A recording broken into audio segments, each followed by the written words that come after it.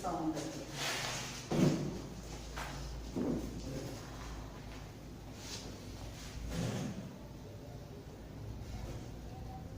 Divino amigo, Mestre Jesus, estamos aqui, Senhor, a te agradecer por mais esta oportunidade de estarmos aqui reunidos em uma de tuas casas, Senhor, denominada Sociedade Espírita Sem Fronteiras.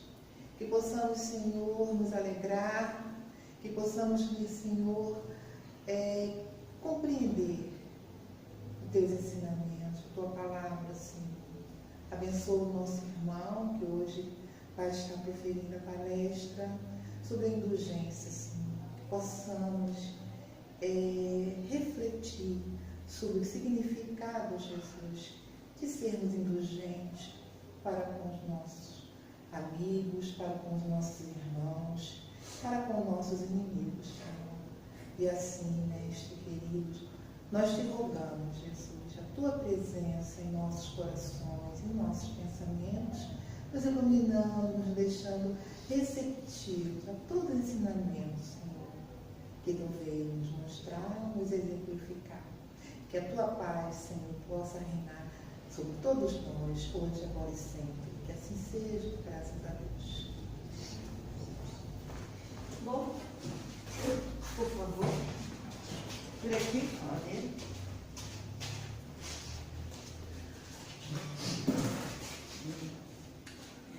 Boa noite a todos. Boa noite.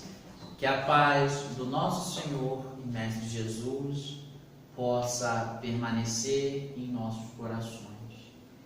Dando também as saudações aos nossos companheiros internautas que têm acompanhado as palestras da instituição, têm deixado seus comentários e as suas palavras de incentivo para levarmos a boa nova promovida por Jesus a diversos corações.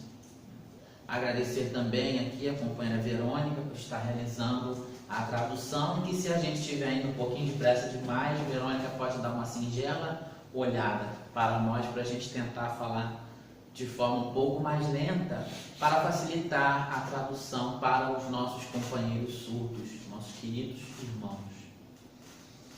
É sempre muito difícil, é sempre muito complicado substituir um orador em cima da hora. É muito complicado, é muito difícil. Com certeza o Cássio teria um trabalho muito esplendoroso para trazer. Mas nós, quando somos chamados a testemunhar em nome de Jesus, temos que estar preparados. E eu costumo dizer que todos os oradores devem estar preparados para testemunhar em nome de Jesus, e seja para falar sobre o Evangelho segundo o Espiritismo. Essa obra que deve servir de cabeceira para todos nós, de leitura sequencial, metódica, diária. Porque o Evangelho segundo o Espiritismo vai promover em nós a famosa reforma íntima que tanto Jesus prega, os espíritos pregam, as entidades venerandas pregam. Então, por isso, nós temos que estar preparados para a qualquer momento falar do Evangelho de Jesus.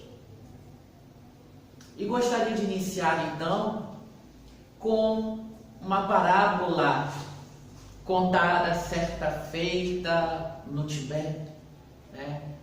País muito pequeno, mas muito espiritualizado, onde tem aqueles monges, aquelas pessoas com uma elevação espiritual muito intensa, que são ali os coordenadores da doutrina daquela localidade.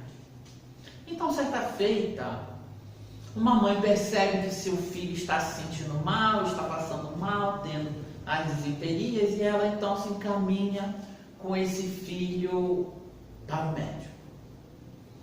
E eis que, chegando ao médico e realizando os exames sanguíneos necessários, o médico vira-se para a mãe e diz: olha, seu filho não pode mais comer açúcar.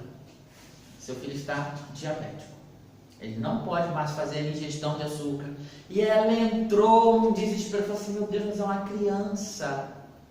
Como pode uma criança não poder comer mais açúcar? Como eu vou convencer meu filho de que ele não pode mais comer açúcar?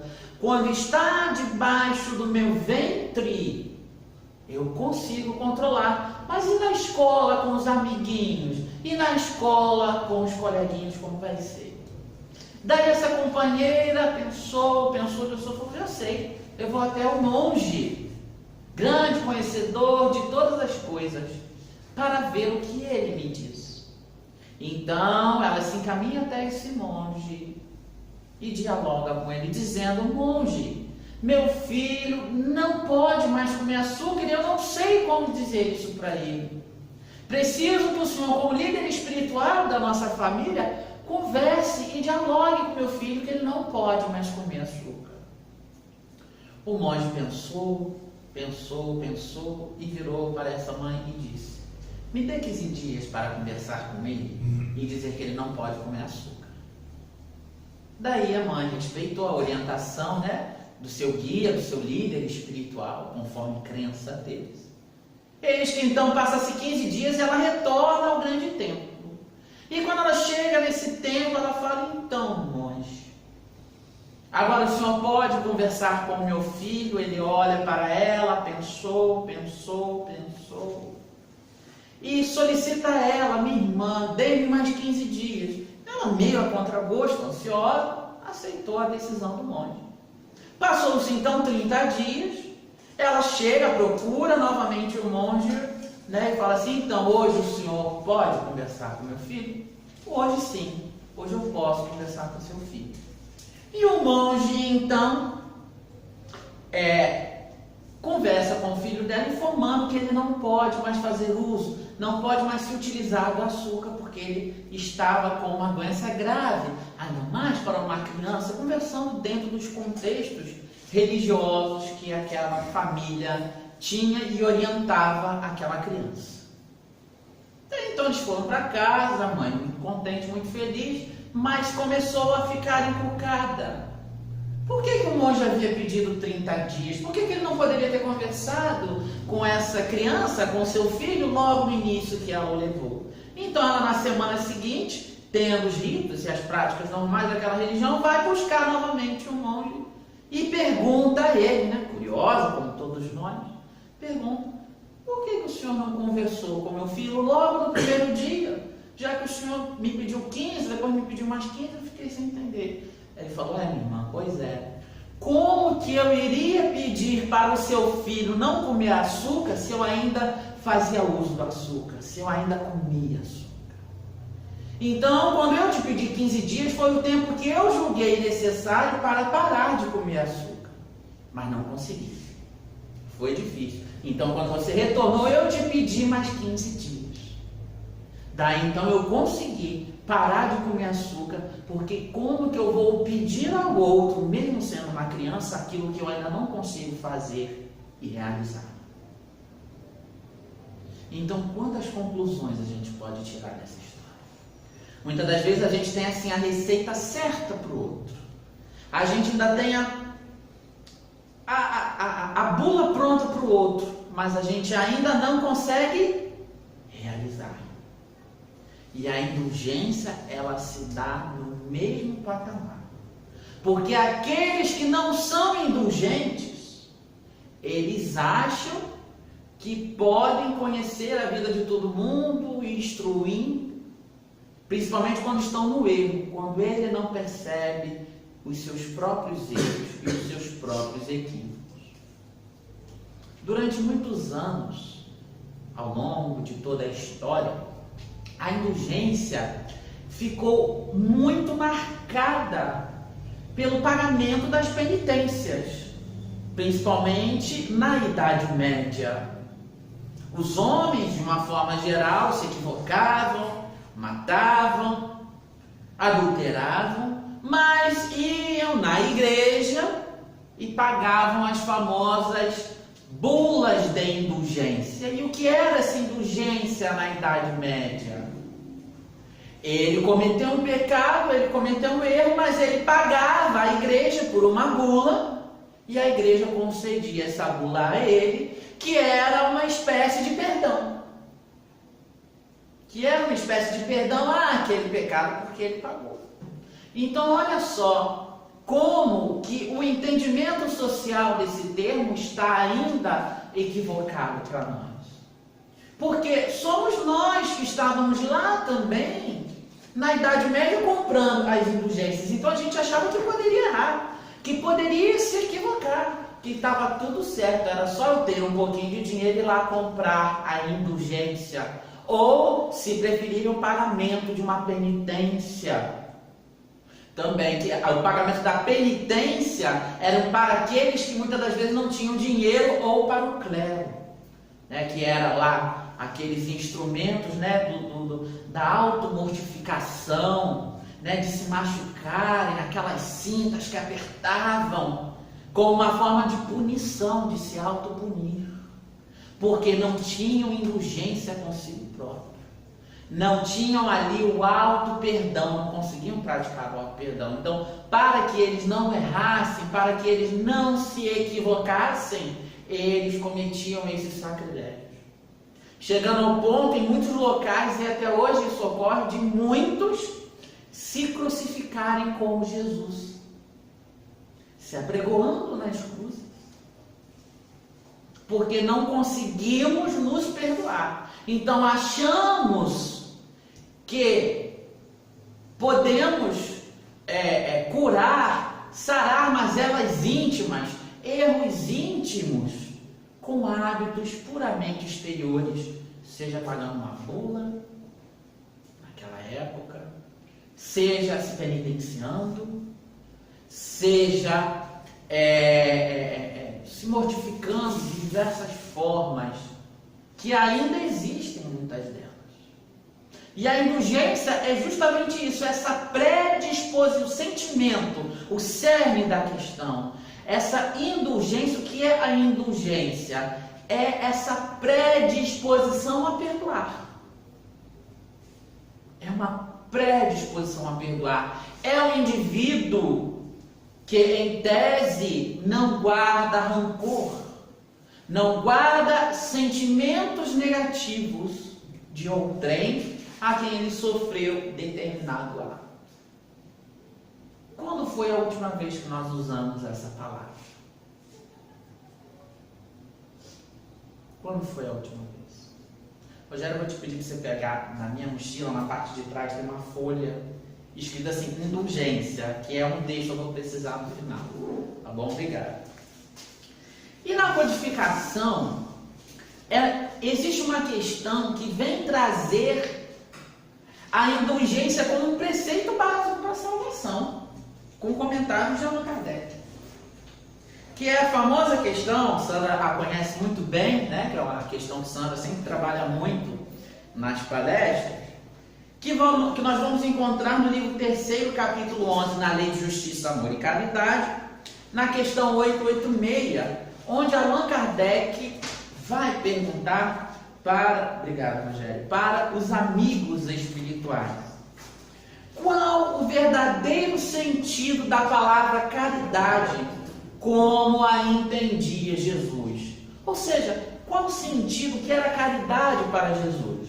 Ora, a essa altura, Allan Kardec já sabia que, através da questão 625, que Jesus era o nosso maior modelo e guia. Então ele quer saber qual era o entendimento que Jesus tinha desse sentimento de caridade, para que a gente pudesse ter compreensão de como Jesus pensava e tratava esse sentimento da caridade.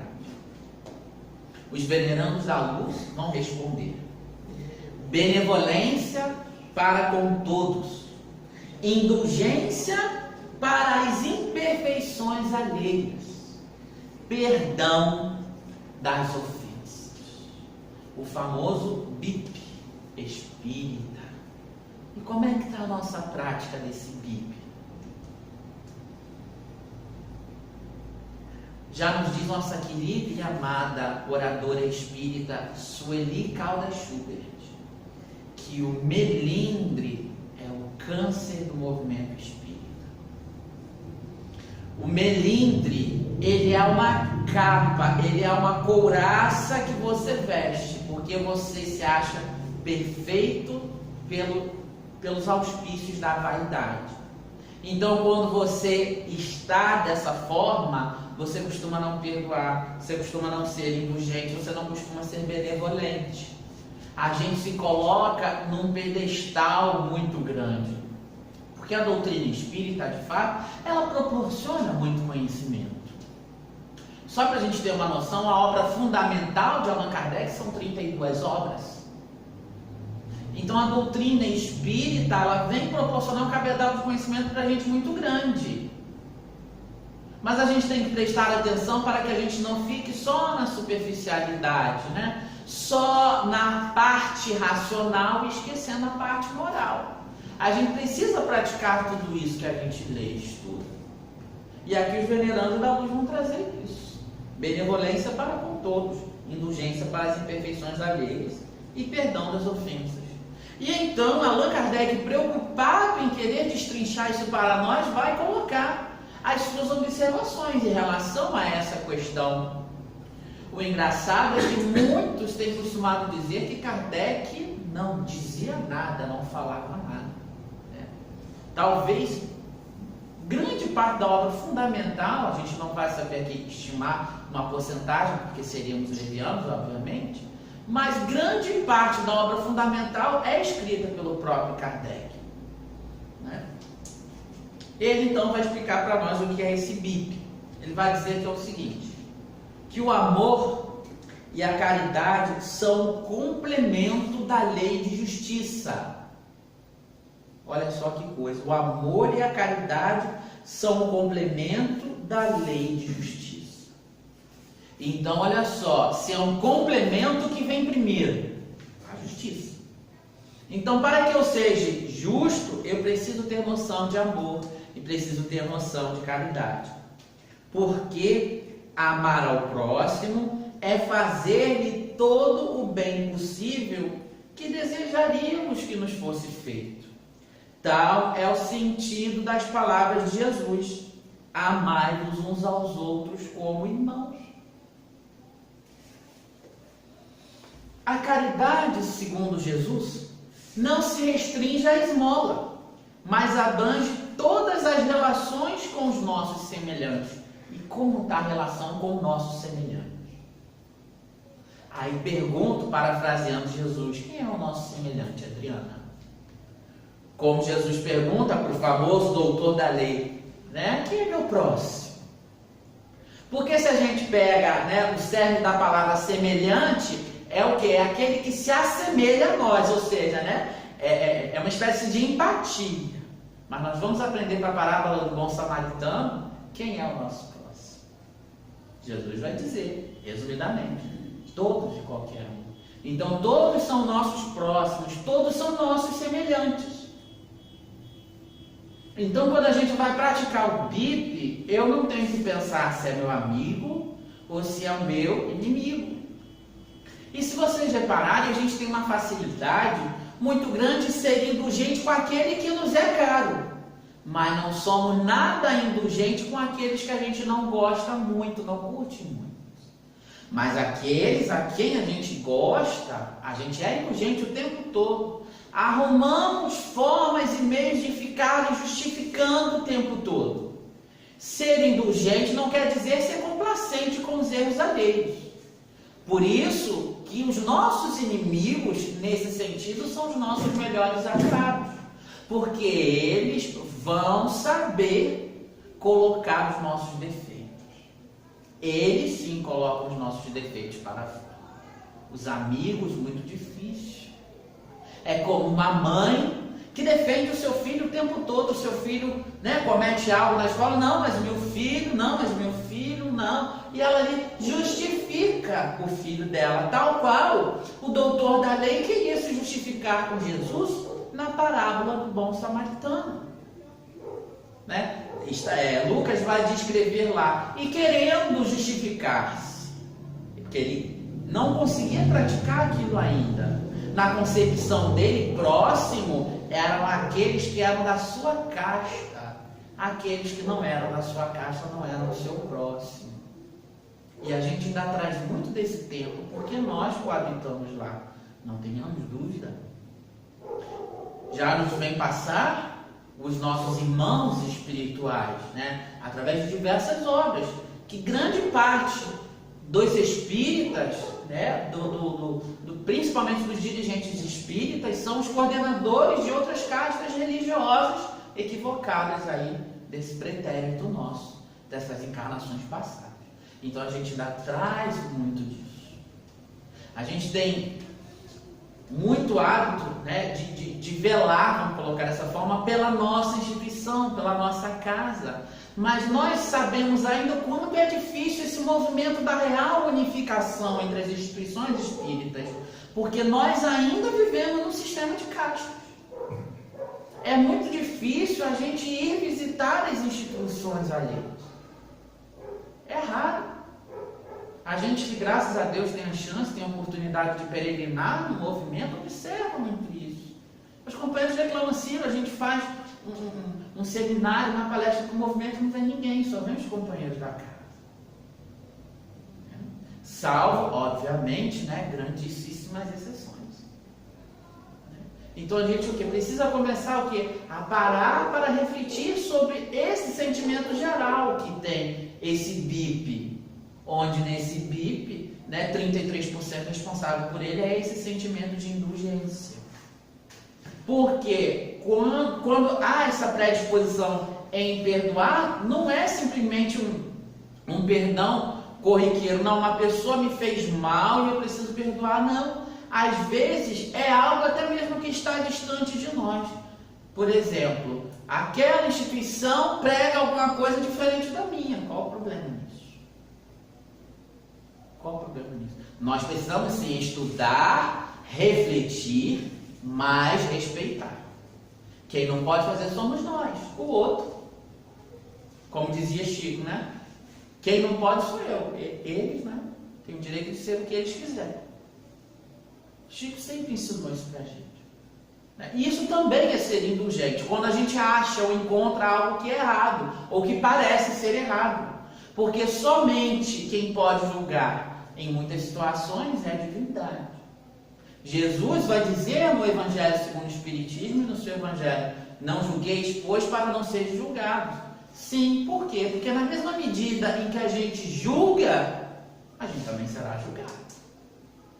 A gente também vai ser julgado. Né? Então, quando julgarmos, quando criticarmos, façamos, mas com entendimento. Porque senão, coitado dos nossos irmãos juízes que precisam trabalhar. Eles já estariam no umbral. Porque se a gente for tomar ao pé da letra o que Jesus falou, eles não poderiam também estar lá julgando ninguém, mandando ninguém para a cadeia. Não é? Então Kardec vai explicar justamente isso no texto. Ele vai dizer, Jesus julgou, precisou julgar, precisou colocar as diversas situações. Agora, que a gente tem autoridade moral e conhecimento para fazer isso. O juiz, ele está lá julgando, mas foram quantos anos de estudo? Jesus julgava, mas são quantos bilhões de séculos de anos à nossa frente?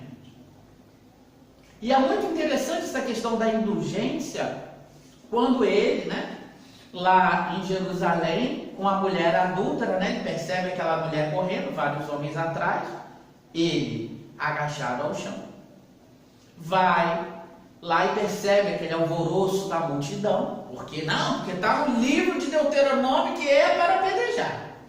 Realmente está lá no livro de Deuteronômio que é para apedrejar. Realmente está lá. Né? Mas então ele chega com a sua autoridade moral, vai se aproximar daqueles homens. Ele vai, se aproxima e vai dizer para eles: aquele que estiver sem pecado, atire a primeira pedra. Olha só o movimento de julgamento inconsciente de Jesus ali para aqueles homens. Se julguem, pensem, reflitam. Daí aqueles homens não arremessam as pedras e vão embora. E daí ele vê a mulher ainda compadecida ao chão e ele chega próximo àquela mulher. E ela olha, olhando. E ela pergunta: cadê os homens que estavam aqui para me apedrejar? E ele apenas diz: vá, mulher, se eles não te apedrejam, quem sou eu? Quem sou eu para te apregoar? vai não peques mais. Jesus em nenhum momento quis saber o que aquela mulher fez ou deixaria de fazer. Se ela de fato traiu, não traiu. O texto não deixa isso claro. Mas ele em nenhum momento quis parar para julgar diretamente aquela companheira, sendo indulgente com ela. Ela podia ter errado? Podia, mas também não interessava a ele. Antes de saber se ela tinha se equivocado ou não, ele já estava sendo indulgente com ela, com os equívocos dela. Aí Kardec vai complementar. E nos proíbe humilhar o infortúnio, ao contrário do que comumente se pratica. Se um rico nos procura, olha só o que Kardec vai dizer para nós, que se um rico nos procura, atendemos-lo com excesso de consideração e atenção. Mas se é um pobre, parece que não nos devemos incomodar com ele. Olha o que Kardec vai atinar para nós. Olha o que Kardec vai atinar para nós. E isso aqui teve correção do próprio Jesus Cristo. O próprio Cristo, através das batidas. Então traduz uma realidade. Ah, Ciro, mas é uma realidade de 160 anos atrás. Para ser mais exato, dia 18 hoje fez 161 anos atrás, graças a Deus. Mas será que essa realidade é muito diferente? Será que Jesus traria um consolador prometido na terra para durar somente 161 anos? O que vocês acham? Então, muito provavelmente, meus irmãos, a gente ainda age dessa forma. Ainda agimos dessa forma, preferindo aqueles bonitinhos, bem arrumadinhos, no lugar daqueles que passam por outros tipos de provação. A da pobreza, a da sujeira, doenças, a minoria. Aí, Kardec então vai finalizar.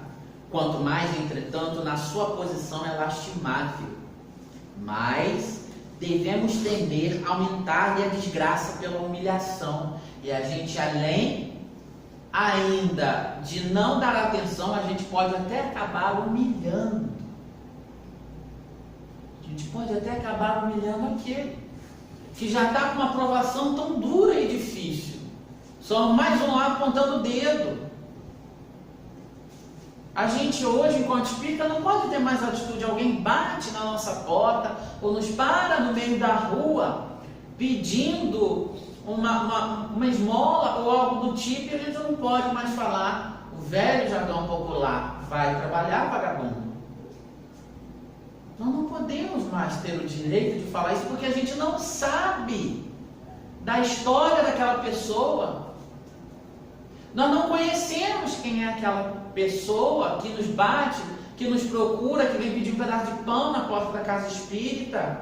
Nós não sabemos, temos que atender a todos com igualdade.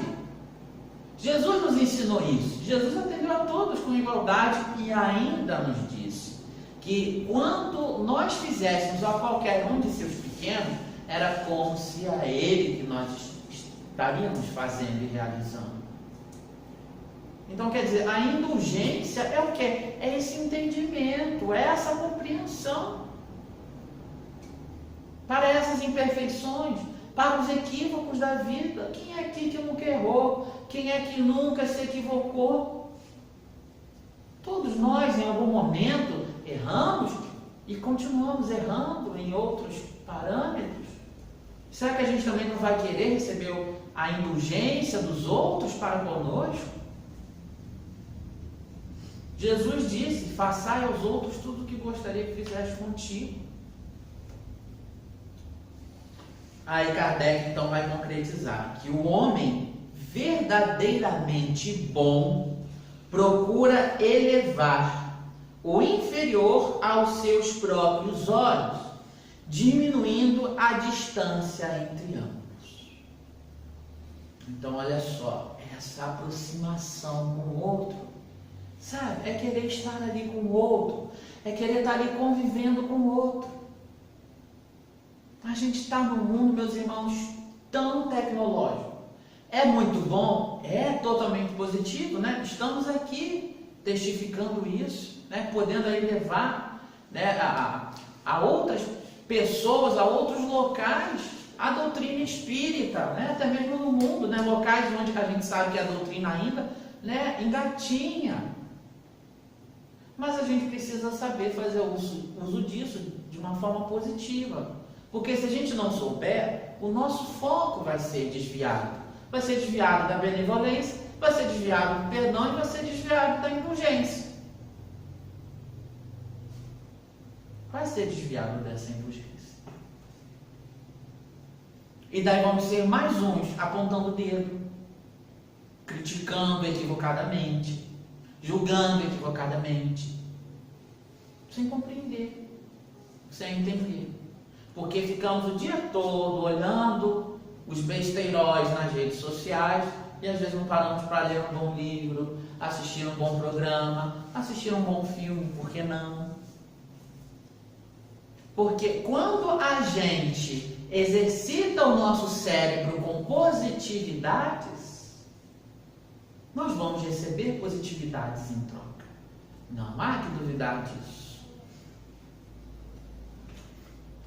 Na questão 919, no mesmo livro, do Livro dos Espíritos, cujo o título central, o assunto central é conhecimento de si mesmo, está lá no capítulo 12, chamado Perfeição Moral, do terceiro livro.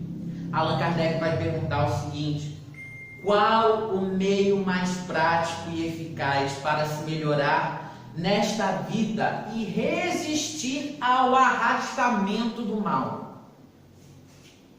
Olha a pergunta que Allan Kardec vai fazer: arrastamento do mal. Então, os espíritos, nesse caso aqui é um espírito que ele assina, chama-se Santo Agostinho, né? Foi um grande católico. Ele vai responder o seguinte: um sábio da antiguidade vos disse, conhece-te a ti mesmo. Como está o conhecimento de nós mesmos? Será que a gente se conhece de verdade? Será que a gente é honesto conosco mesmos? Será que a gente é indulgente com a gente mesmo? Ou nós somos aqueles seres que nos cobramos o tempo todo?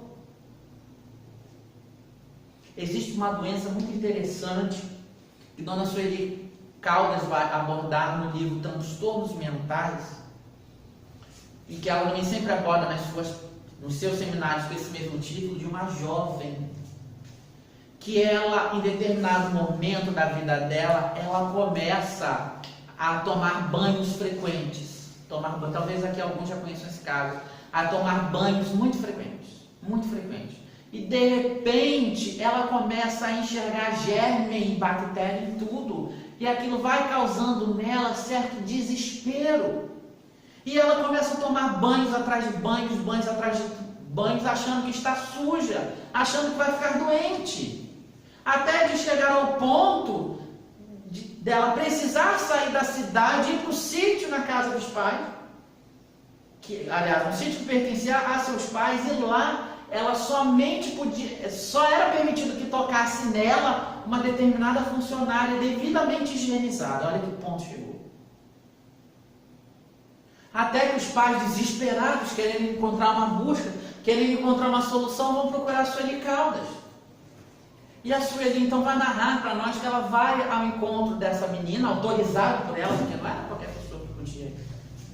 Né? Então ela vai lá e dialoga e começa a lhe fazer, né, um processo de conversa fraterna. E ela percebe que o quê? A moça, na verdade, ela queria limpar por fora aquilo que ela não conseguia limpar por dentro. Ou seja, por fora, sepulcro caiado e branco, né? Por dentro, só podridão. Então a gente ainda fica muito apegado a esses hábitos exteriores para conseguir tentar limpar aquilo que somente a transformação, a renovação moral e íntima consegue fazer e realizar.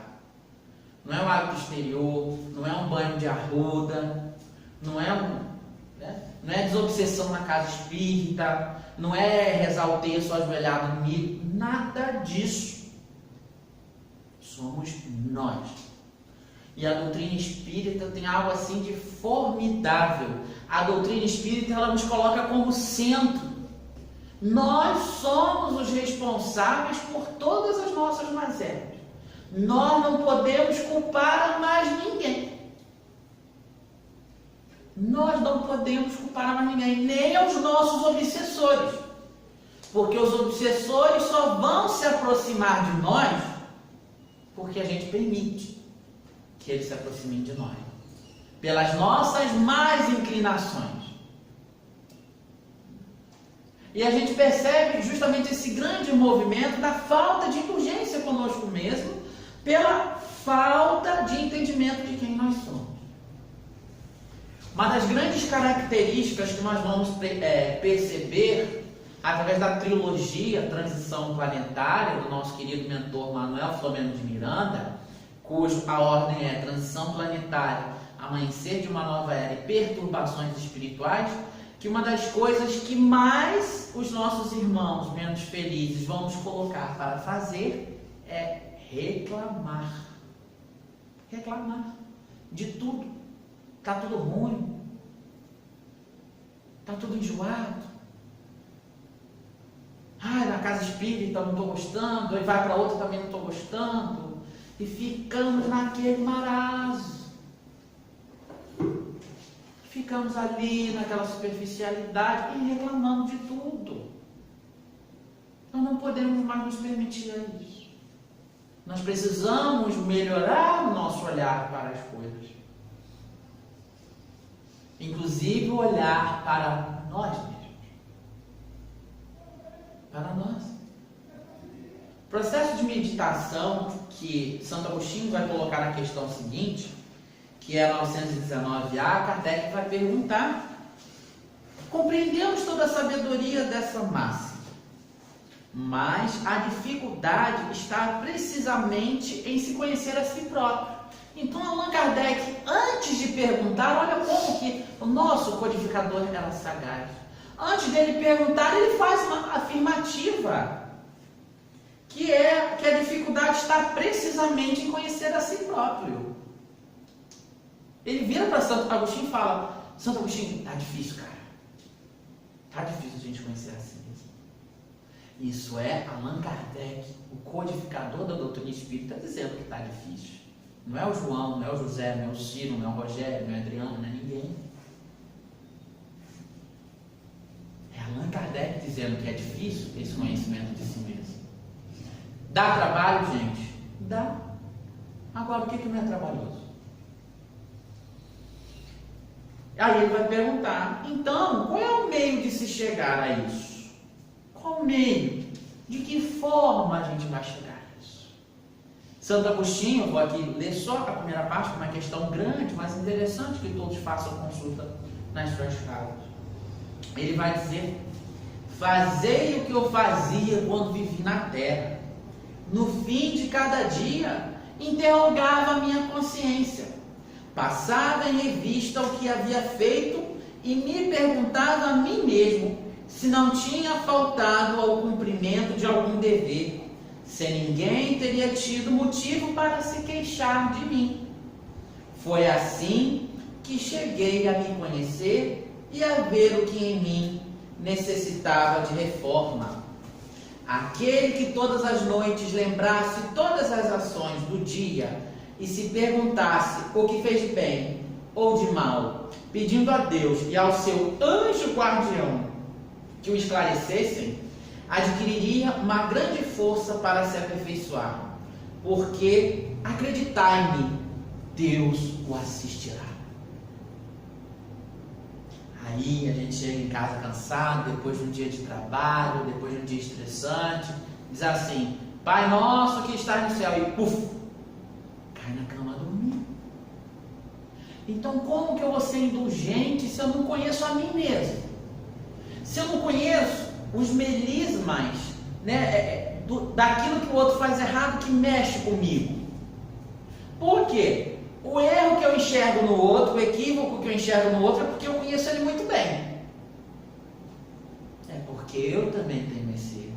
É porque eu também tenho esse equívoco. Por isso que a gente conhece. Daí, só tomar um pouquinho d'água.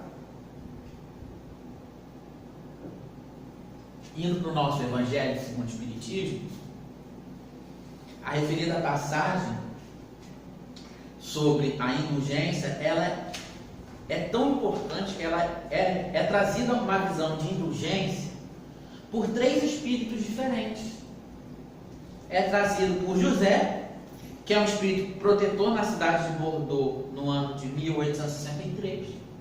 É trazido por João, que também foi um bispo, na cidade de Bordeaux em 1862. E também por Dufay, que foi o bispo da cidade de Nevers, na cidade de Bordeaux, também que ele trouxe a mensagem. Então, olha só, 3 espíritos trazendo aqui grandes ensinamentos para nós sobre indulgência. E a gente aqui destacou algumas partes, então, para que a gente consiga concluir aonde a gente deseja chegar. Que é, na verdade, essa indulgência geral, com tudo e com todos, com todas as situações. Porque se eu me revolto com a política, eu não estou sendo indulgente com ela. Se eu me revolto com a situação do nosso país, eu também não estou sendo indulgente com o nosso país. E muitas das vezes, para conseguirmos entender melhor as situações, por que a gente não tenta se colocar no lugar do outro? Por quê? A gente precisa aprender a se colocar no lugar do outro. Nossa, mas será que se eu tivesse no lugar do senhor que tem uma estrela vermelha no lado esquerdo do peito, será que a gente faria melhor? Será? Será que a gente iria pelo mesmo caminho? Ou faria coisa muito pior? Ou outro rapaz que tem uma bandeira, se eu não me engano é vermelha e verde no lado esquerdo do peito, que está lá no Congresso Nacional. Será que a gente estaria fazendo melhor do que ele? Será que a gente talvez já não teria sucumbido? E não poderia ser um parente nosso, um filho nosso, um irmão, um tio, um amigo? E será que já não poderia ter sido nós numa encarnação passada? Precisa começar a pensar nessas coisas antes de apontar o dedo, porque a problemática das redes sociais, a gente já aponta o dedo antes, a gente já julga e a gente mesmo já condena. Para que então? Para que política? Para que voto democrático? Para que debate? Porque a gente, antes de assistir, antes de esperar, já aponta o dedo. O outro nem chegou no poder, a gente já aponta o dedo.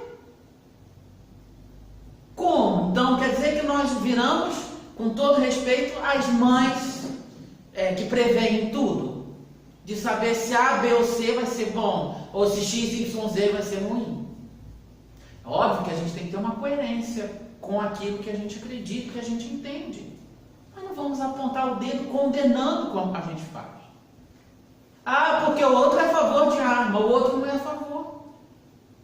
Algo é feito, é realizado em nosso país, que nosso guia espiritual, Ismael, não saiba ou não permita? Porque se algo ocorre, é para nos dar algum ensinamento, é para nos dar algum aprendizado. Deus já nos dizia, aliás, perdão, Jesus já nos dizia que Deus gente, deu um branco agora.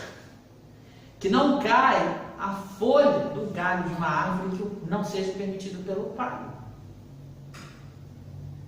Por que a gente ainda tem tanto medo? Nós temos muito medo porque a gente não se conhece.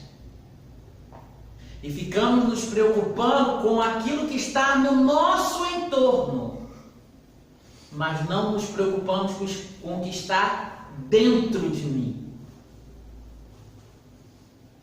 Se está ruim, o que é que eu posso fazer para mudar? Não é o que A pode fazer, não é o que B pode fazer, é o que eu posso fazer para mudar. Ah, mas eu estou triste porque meu marido é assim. Ah, mas eu estou triste porque minha esposa é assim. Ah, mas eu estou assim porque meu filho fez isso. Ah, o que você pode fazer? O que nós podemos fazer para mudar? A transformação tem que vir de nós. Allan Kardec vai perguntar aos amigos espirituais o que nos falta para sermos bons. E eles vão responder com uma palavrinha só: vontade. Vontade, Adriana. E a gente só consegue encontrar essa vontade nos conhecendo.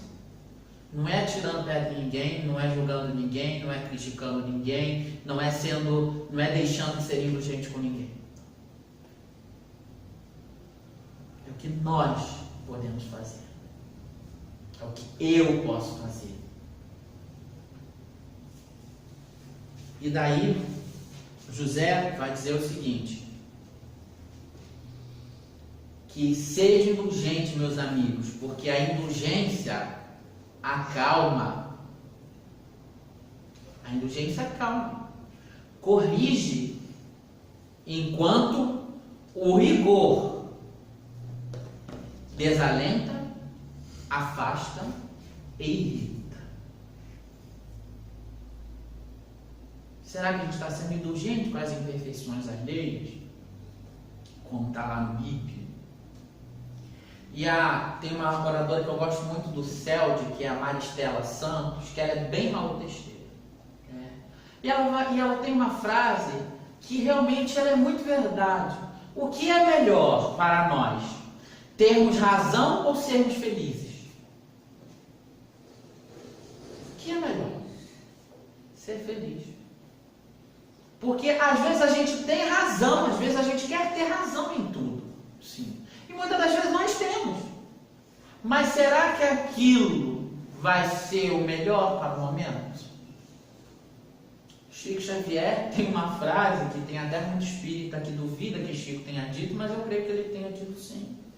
Melhor a mentira que educa do que a verdade que fere. E aí? Por isso que Allan Kardec era bom senso encarnado, como vai dizer Camille Flammarion no discurso, né, de velamento do seu corpo. Nos falta bom senso. Porque o bom senso faz parte da indulgência. Faz parte da compreensão de por que o outro está daquele jeito, por que o outro está daquela forma. João vai dizer para nós: sede indulgentes para as faltas alheias, quaisquer que sejam, não julgueis com severidade, senão as vossas próprias ações, e o Senhor usará de indulgência para convosco, como usastes para com os outros. A gente tem muito hábito assim: meu Deus, eu preciso pedir perdão a Deus. Deus precisa perdoar alguém? Vocês acham? Deus não tem necessidade de perdoar. Porque senão ele não seria Deus. Se ele tivesse a necessidade de perdoar. Ele não se magoa conosco. Ele conhece as nossas imperfeições. Ele nos conhece. E a gente comumente, quando a gente erra, quando a gente se equivoca, a gente quer arrumar uma forma já de se penitenciar antes de chegarmos lá aos momentos derradeiros necessários. Senhor, me perdoa. Querendo nos eximir de cumprir as provações que aquela ação vai nos levar. Porque não paramos para pensar, não paramos para refletir antes de agir. Não, mas o outro fez, tem que pagar. E a gente não. A gente precisa.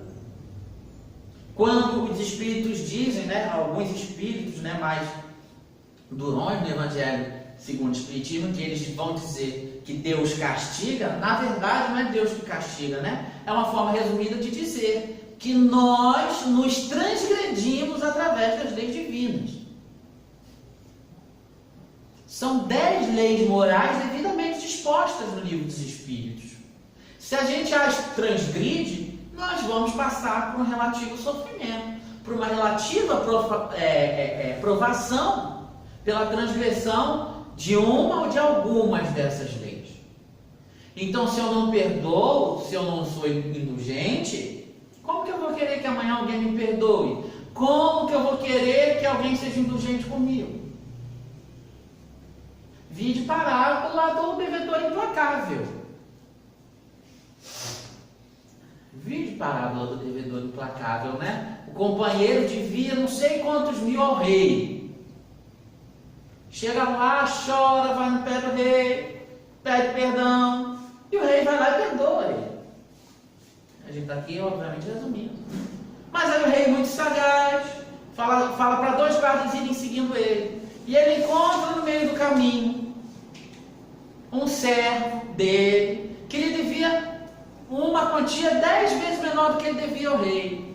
E esse companheiro também vai pedir perdão para as suas dívidas com ele. E ele, no lugar de perdoar, pega esse companheiro e o sacode pelo pescoço. Daí, os guardas do rei assistindo, também eram muito espertos e muito sagazes, pegam esse companheiro de volta, levam ao rei, contam o que aconteceu e o rei os joga, né, nas masmorras e mantém preso. Por que ele não foi também indulgente com aquele outro que o devia, já que o rei tinha perdoado uma quantia infinitamente maior? Então é assim que funciona. À medida que a gente perdoar, for indulgente, a gente também vai receber o perdão e a indulgência. E daí o espírito de Dufresne vai concluir dizendo o seguinte, uma frase lindíssima, muito bonita. Ele vai dizer para nós no último parágrafo: Espiritismo, doutrina consoladora e bendita. Felizes os que te conhecem e empregam proveitosamente os salutares ensinos dos Espíritos do Senhor. Para esses o ensino é claro, e ao longo de todo o caminho eles podem ler estas palavras que lhes indicam a maneira de atingir o alvo. Caridade prática, caridade para o próximo como para si mesmo. Em uma palavra, caridade para com todos, e o amor de Deus sobre todas as coisas, porque o amor de Deus resume todos os deveres, e porque é impossível amar a Deus sem praticar a caridade, da qual Ele faz uma lei para todas as criaturas. Então, o amor de Deus, meus irmãos, é algo muito grandioso, que a gente ainda não tem a capacidade de compreender, mas que cobre uma multidão de pecados. Se Deus é indulgente conosco, por que nós não vamos ser indulgentes com os outros?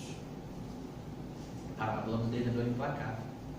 E aí a gente vai concluir então o nosso singelo estudo com uma poesia de Emmanuel, que está no livro chamado Indulgência. É um livro curtinho, de 20 capítulos apenas, né, com poemas muito bonitos. E esse aqui chama-se Indulgência, o mesmo título do livro.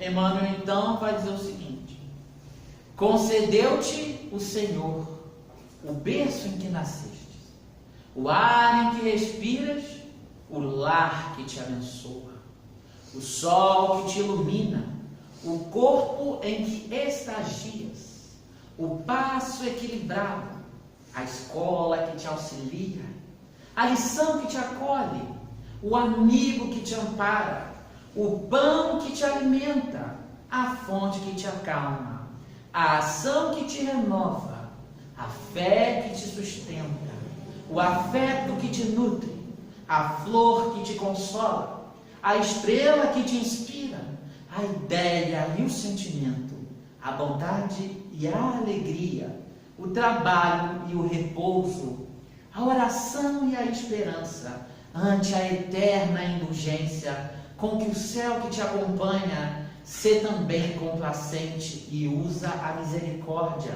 para que a paz divina permaneça contigo, a maneira de luz que te guarde hoje e sempre. Ainda que tudo te pareça na atualidade terrestre, sombra e derrota, cadeia e desalento. Ergue a Deus o teu coração em forma de prece e roga-lhe forças para fazer luz e confiança, onde a treva e o desespero dominam, porque se ontem foi o tempo de nossa morte na queda, hoje é o dia de nossa abençoada ressurreição. Muita paz, meus irmãos.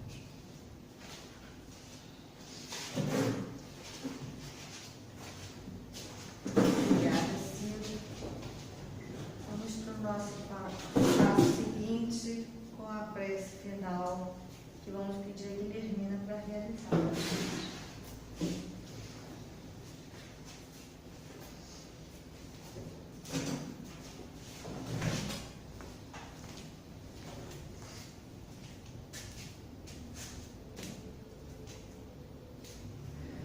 Obrigada, Mestre Divino, pelos ensinamentos da noite de hoje, que possamos refletir a cada palavra dita aqui, que possamos fazer as nossas reflexões e as nossas mudanças dos nossos momentos difíceis da vida, em que precisamos fazer a nossa reforma íntima. Obrigada pela tua presença, Senhor. Que possamos retornar em nossos lares com sua paz, com seu amor, nos equilibre e nos dê força e coragem para continuar vencendo as nossas faltas. Obrigada, Jesus. Abençoe toda a humanidade tão carente de vós. Fique convosco, Jesus, não só hoje, mas para todo sempre.